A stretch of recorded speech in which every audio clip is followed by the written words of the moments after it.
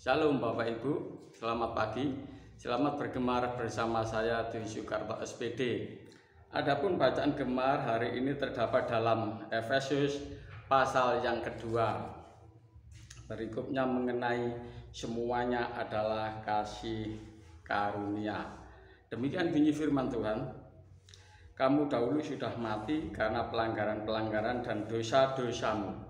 Kamu hidup di dalamnya karena kamu mengikuti jalan dunia ini, karena kamu mentaati penguasa kerajaan angkasa, yaitu roh yang sekarang sedang bekerja di antara orang-orang durhaka. Sebenarnya dahulu kami semuanya juga terhitung di antara mereka, ketika kami hidup di dalam hawa nafsu daging dan menuruti kehendak daging dan pikiran kami yang jahat. Pada dasarnya kami adalah orang-orang yang harus dimurkai sama seperti mereka yang lain. Tetapi Allah yang kaya dengan rahmat oleh karena kasih-Nya yang besar yang dilimpahkannya kepada kita, telah menghidupkan kita bersama-sama dengan Kristus sekalipun kita telah mati oleh kesalahan-kesalahan kita. Oleh kasih karunia kamu diselamatkan. Dan di dalam Kristus Yesus Ia telah membangkitkan kita juga dan memberikan tempat bersama-sama dengan Dia di surga, supaya pada masa yang akan datang Ia menunjukkan kepada kita kekayaan kasih karunia-Nya yang melimpah-limpah sesuai dengan kebaikan-Nya terhadap kita dalam Kristus Yesus. Sebab karena kasih karunia kamu diselamatkan oleh iman. Itu bukan hasil usahamu, tetapi pemberian Allah. Itu bukan hasil pekerjaanmu. Jangan ada orang yang memegahkan diri, karena kita ini buatan Allah, diciptakan dalam Kristus Yesus untuk melakukan pekerjaan baik yang dipersiapkan Allah sebelumnya. Ia mau supaya kita hidup di dalamnya. Haleluya. Bapak Ibu, kita harus mengerti apa yang dimaksud dengan kasih karunia. Kasih karunia adalah pemberian Allah tanpa pamrih. Jadi Allah benar-benar memberikan menurut kehendak-Nya sendiri. Di dalam memberikan kepada kita tanpa dipungut biaya, ya. Dan ini benar-benar inisiatif dari Allah secara pribadi, ya, bukan karena kebaikan kita atau yang lainnya, atau kita membayar berapa gitu, tidak. Tetapi ini benar-benar ide yang dari Allah. Jadi pemberian dari atas kepada kita manusia yang telah jatuh dalam dosa. Bapak Ibu dan saudara yang dikasihi Tuhan, kasih karunia diberikan kepada kita karena kita telah jatuh dalam dosa dan kehilangan kemuliaan Allah. Ya, kita telah mati, artinya kita tidak bisa mencapai standar Allah, tidak bisa mencapai standar kehidupan Allah. Artinya walaupun kita melakukan dengan daya apa saja yang kita kerjakan untuk mencapai kerajaan surga agar kita hidup bersama-sama dengan Allah, itu tidak mungkin terjadi. Karena apa? Karena kita sudah tergadai di dalam dosa. Kita sudah menjadi milik dosa. Itu sebabnya dibutuhkan kasih karunia di dalam kehidupan kita. Kasih karunia inilah Bapak Ibu yang mengembalikan manusia kepada rancangan semula.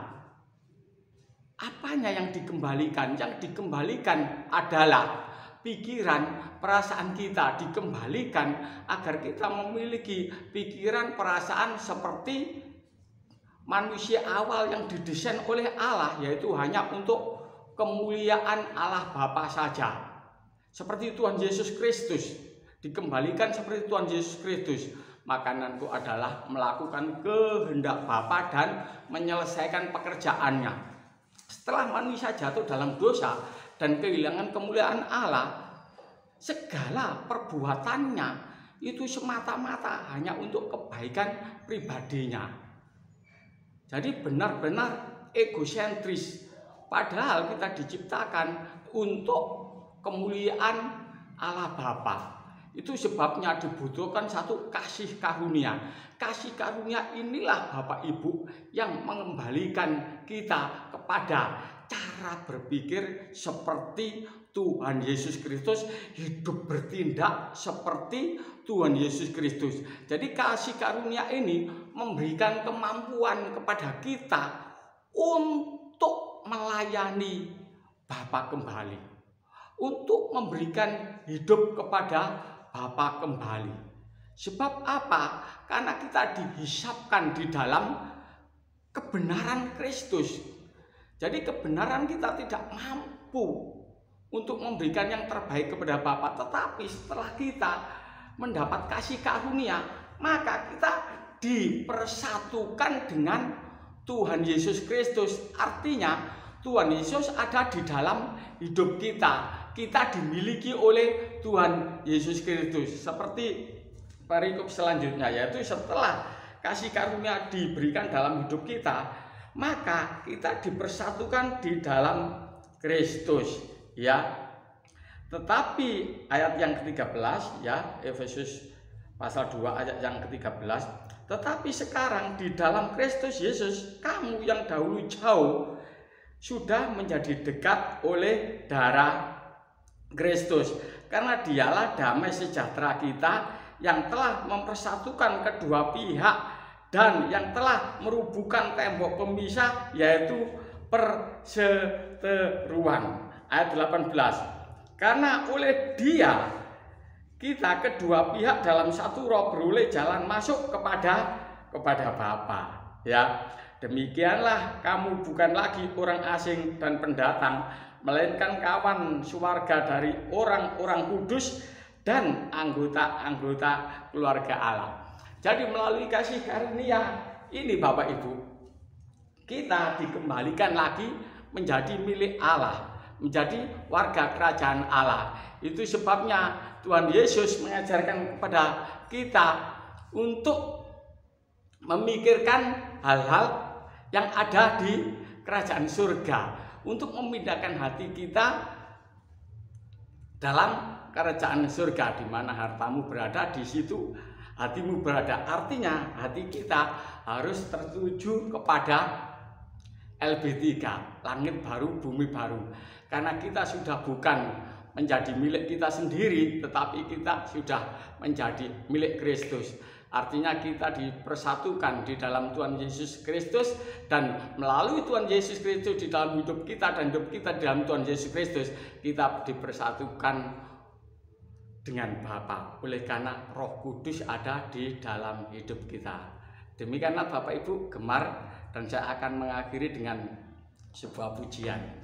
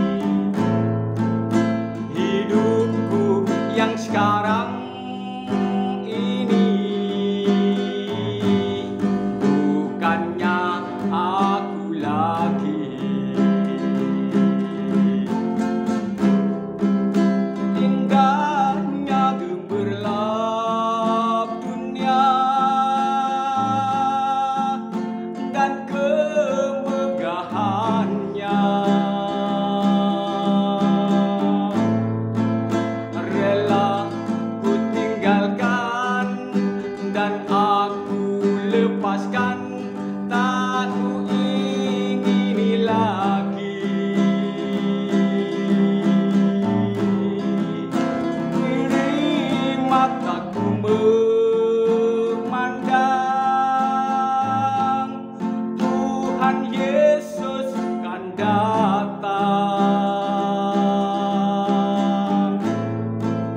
Langit dan bumi yang baru, kerinduan hatiku. Bapa di surga, di dalam nama Tuhan Yesus Kristus kami mengucap syukur karena kasih karunia dan anugerah yang Kau berikan di dalam kehidupan kami. Itu adalah pemberian tanpa pamrih. Kami harusnya binasa, tapi karena kasih karunia yang dari Bapa di surga, dengan mengorbankan putra tunggal Bapa di dalam hidup kami, maka kami boleh dikembalikan lagi ke rancangan semula untuk hidup bersama-sama di dalam kerajaan surga, yaitu bersama dengan Bapa di surga. Kami mengucap syukur Tuhan, biarlah di sisa hidup kami hari ini Tuhan, kami rindu Tuhan Yesus Kristus juga menjadi berkat bagi sesama kami yang lainnya. Kami membawa nama Kristus Tuhan dan Juru Selamat di dalam kehidupan kami untuk mereka Tuhan yang belum diselamatkan, sehingga melalui kehidupan kami boleh menjadi garam dan terang untuk hormat dan kemuliaan Bapa di surga. Dalam nama Tuhan Yesus Kristus kami mengucap syukur, haleluya, amin. Demikianlah Gemar hari ini Bapak Ibu. Melalui Gemar kita senantiasa semangat melayani Tuhan, terus dan terus sampai kita semua pulang ke LB3. Tuhan Yesus memberkati, amin.